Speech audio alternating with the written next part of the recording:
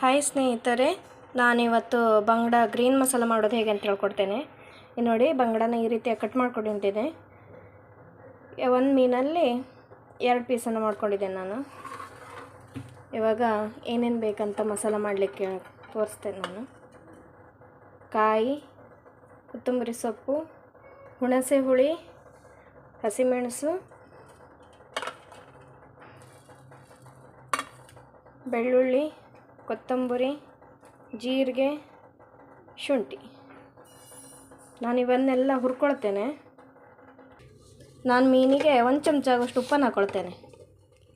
ಕಲಸಿಟ್ಕೊಳ್ತೆ, ಯಾಕಂದರೆ ಮೀನಿಗೆ ಉಪ್ಪು ತಾಗತ್ತಲ್ಲ, ಚೆನ್ನಾಗಿ ತಾಕೊಳ್ಳಿ ಅಂತ ಹೇಳಿ. ಹಾಗೆ ಒಂದು 1/4 ಚಮಚ ಆಗೋಷ್ಟು ಅರಿಶಿಣ ಪುಡಿಯನ್ನು ಹಾಕ್ಕೊಂಡು ಮಿಕ್ಸ್ ಮಾಡ್ಕೊಳ್ತೇನೆ ಇದಕ್ಕೆ.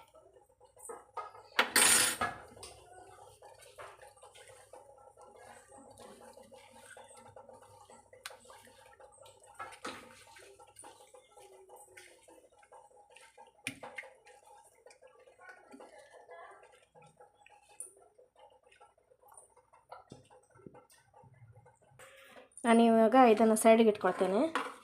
ನಾನೀಗ ಮಸಾಲ ಕಾಣಿಸಿದ್ನಲ್ಲ, ಮಸಾಲ ಮಾಡಲಿಕ್ಕೆ ಏನೇನು ಬೇಕಂತ ಹೇಳಿ, ಅವನ್ನೆಲ್ಲ ಇವಾಗ ಹುರ್ಕೊಳ್ತೇನೆ. ನಾನು 2 ಚಮಚ ಕೊತ್ತಂಬರಿ, 1/4 ಚಮಚ ಜೀರಿಗೆ, ಒಂದು ಅರ್ಧ ಇಂಚು ಶುಂಠಿ, ಒಂದು 5ರಿಂದ 6 ಎಸಳು ಬೆಳ್ಳುಳ್ಳಿಯನ್ನು ಹಾಕ್ಕೊಂಡು ಹುರ್ಕೊಳ್ತೇನೆ. ಅಷ್ಟು ಒಂದೇ ಸಲ ಹುರ್ಕೊಳ್ತೇನೆ. ಎಣ್ಣೆ ಹಾಕ್ಕೊಳ್ಳೋದಿಲ್ಲ, ಹಾಗೆ ಡ್ರೈ ಆಗಿ ಹುರ್ಕೊಳ್ತೇನೆ ನಾನು.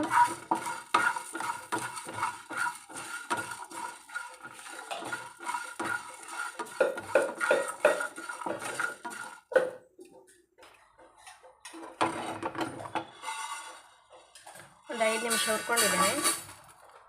ಇವಾಗ ಇದು ಸೈಡಿಗೆ ಇಟ್ಕೊಳ್ತೇನೆ. ಕೊತ್ತಂಬರಿ ಸೊಪ್ಪನ್ನು ಕಟ್ ಮಾಡಿ ಇಟ್ಕೊಂಡಿದ್ದೀನಲ್ಲ, ಅದು 1 ಕಟ್ ಕೊತ್ತಂಬರಿ ಸೊಪ್ಪನ್ನು ತೊಗೊಂಡಿದ್ದೇನೆ ನಾನು. ಇವಾಗ ಇದನ್ನು ಹುರ್ಕೊಳ್ತೇನೆ.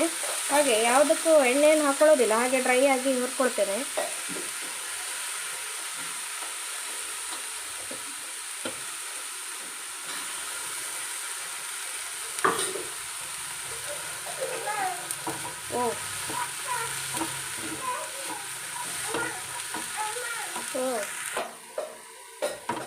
ನೋಡಿ, ಈ ರೀತಿ ಹುರ್ಕೊಂಡಿದ್ದೀನಿ. ಇವಾಗ ಇದಕ್ಕೆ 11ರಿಂದ 12 ಹಸಿಮೆಣಸನ್ನು ತೊಗೊಂಡಿದ್ದೇನೆ. ಇದನ್ನು ಹಾಗೆ ಹುರ್ಕೊಳ್ತೇನೆ ನಾನು.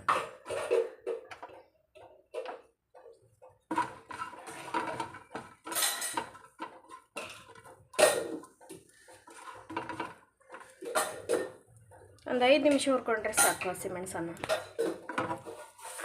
ನೋಡಿ, ಹುರಿದಿಟ್ಕೊಂಡಿರೋಂಥ ಮೆಣಸನ್ನು ಸೈಡ್ಗೆ ಇಟ್ಕೊಳ್ತೇನೆ. ಆಗ ಇದಕ್ಕೆ ತೆಂಗಿನ ಕಾಯಿ ತುರಿಯನ್ನು ಹಾಕ್ಕೊಳ್ತೇನೆ.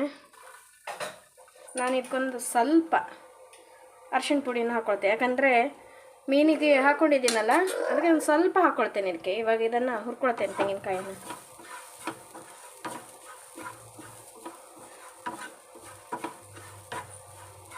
ಜಾಸ್ತಿ ಬೇಡ, ಒಂದು 5 ನಿಮಿಷ ಹುರ್ಕೊಂಡ್ರೆ ಸಾಕು.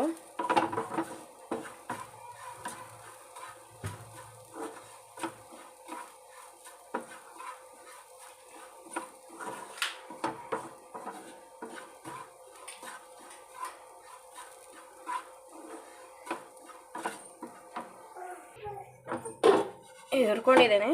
ಇದನ್ನು ಇವಾಗ ಕಡೆ ಪ್ಲೇಟಲ್ಲಿ ಹಾಕ್ಕೊಳ್ತೇನೆ.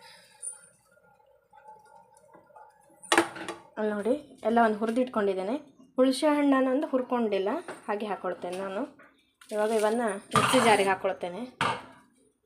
ಸ್ವಲ್ಪ ತಣ್ಣಗಾಗಲಿ, ತಣ್ಣಗಾದ್ಮೇಲೆ ಮಿಕ್ಸಿ ಜಾರಲ್ಲಿ ಹಾಕ್ಕೊಳ್ಳಿ.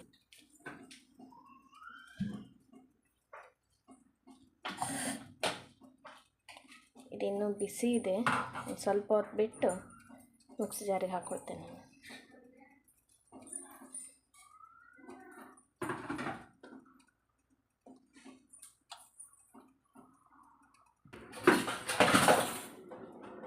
ತಣ್ಣಗಾಗಿದೆ. ಇವಾಗ ಇದನ್ನು ಮಿಕ್ಸಿ ಜಾರಿಗೆ ಹಾಕ್ಕೊಳ್ತೇನೆ ನಾನು.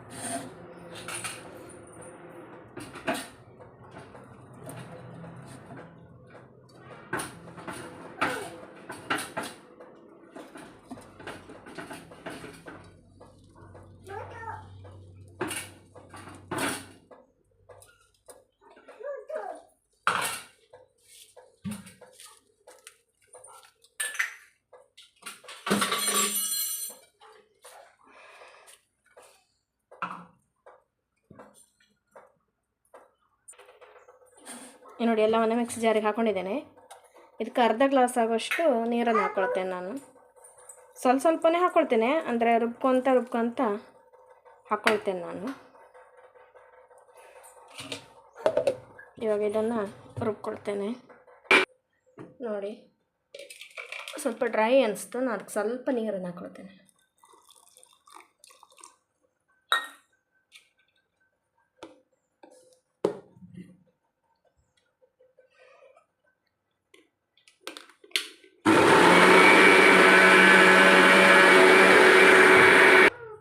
ನೋಡಿ ಮಸಾಲೆ ರೆಡಿಯಾಗಿದೆ. ನೋಡಿ ಎಷ್ಟು ನಾಜೂಕಾಗಿದೆ.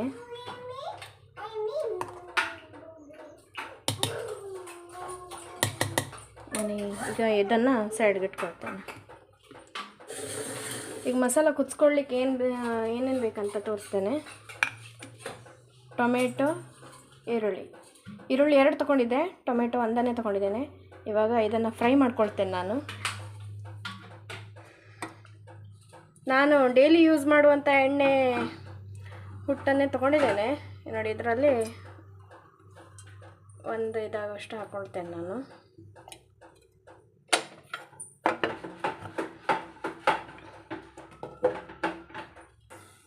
ಎಣ್ಣೆ ಬಿಸಿಯಾಗಿದೆ. ನಾನಿವಾಗ ಕಟ್ ಮಾಡಿ ಇಟ್ಕೊಂಡಿರೋಂಥ ಟೊಮೆಟೊ ಈರುಳ್ಳಿಯನ್ನು ಹಾಕ್ಕೊಳ್ತೇನೆ. ಇವಾಗ ಇದನ್ನು ಹುರ್ಕೊಳ್ತೇನೆ ನಾನು. ಒಂದು 10 ರಿಂದ 15 ನಿಮಿಷ ಹೀಗೆ ಹುರ್ಕೊಳ್ತೇನೆ.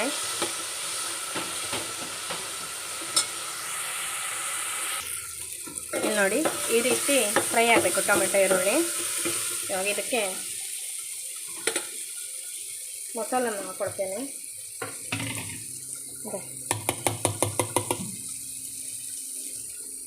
ರುಬ್ಬಿಟ್ಕೊಂಡಿರೋಂಥದ್ದು ಮಸಾಲನ್ನು ಹಾಕ್ಕೊಳ್ತೇನೆ.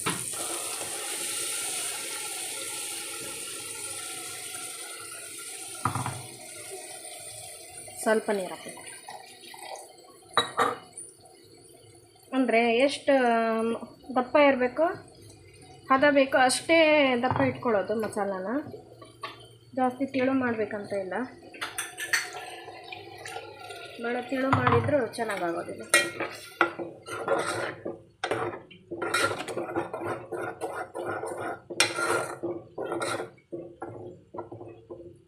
ನೋಡಿ ದಪ್ಪ ಇದೆ. ನಾನು ಮತ್ತೊಂದು ಸ್ವಲ್ಪ ನೀರನ್ನು ಹಾಕ್ಕೊಳ್ತೀನಿ.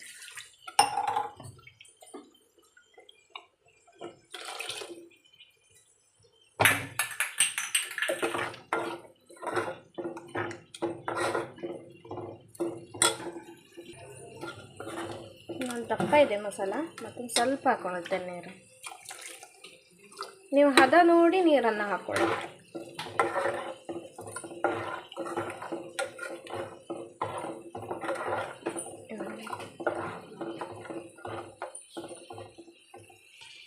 ನಾನು ಇದಕ್ಕೆ ಅರ್ಧ ಚಮಚ ಆಗೋಷ್ಟು ಉಪ್ಪನ್ನು ಹಾಕ್ಕೊಳ್ತೇನೆ.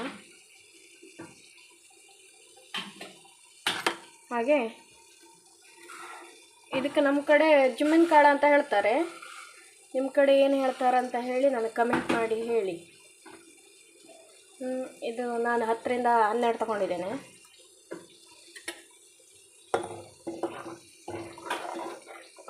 ಮೀನಿಗೆ ಮೊದಲೇ ಉಪ್ಪು ಹಾಕ್ಕೊಂಡಿದ್ದೀನಲ್ಲ, ಅದಕ್ಕಾಗಿ ಸ್ವಲ್ಪ ಹಾಕ್ಕೊಂಡಿದ್ದೇನೆ.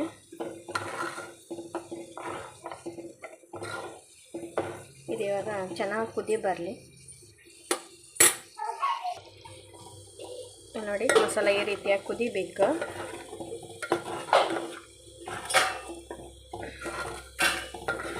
ನಾನಿವಾಗ ಇದಕ್ಕೆ ಮೀನನ್ನು ಹಾಕ್ಕೊಳ್ತೇನೆ.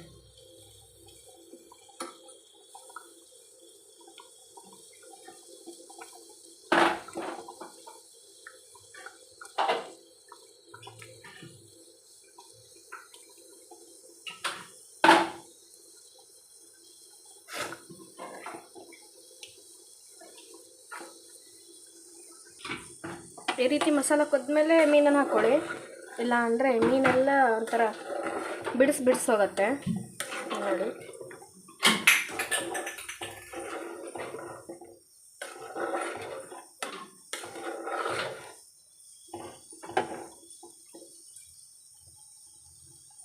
ಕುದಿ ಬರಲಿ ಮತ್ತೊಂದು ಸ್ವಲ್ಪ.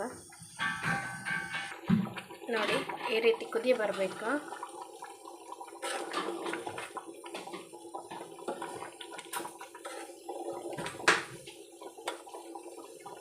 ಜಾಸ್ತಿ ಪದೇ ಪದೇ ಹುಟ್ಟು ಹಾಕ್ತಾನೂ ಇರಬಾರ್ದು, ಮೀನು ಒಂಥರ ಬಿಡಿಸೋಗತ್ತೆ.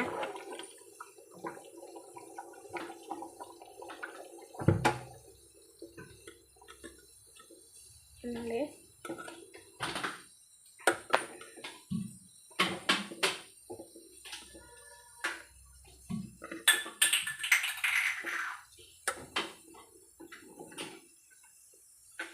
ನಿಮ್ಗೆ ಈ ವಿಡಿಯೋ ಇಷ್ಟ ಆಗಿದ್ದರೆ ಸಬ್ಸ್ಕ್ರೈಬ್ ಮಾಡಿ, ಕಮೆಂಟ್ ಮಾಡಿ, ಶೇರ್ ಮಾಡಿ.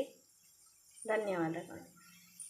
ಇಲ್ಲಿ ನೋಡಿ ನನ್ನ ಮಗಳಿಗೆ ಊಟ ಮಾಡಿಸ್ಬೇಕಂತ ಹೇಳಿ ಅನ್ನ ಸಾಂಬಾರನ್ನು ಹಾಕ್ಕೊಂಡಿದ್ದೀನಿ, ಮೀನಾ ಸಾಂಬಾರನ್ನು.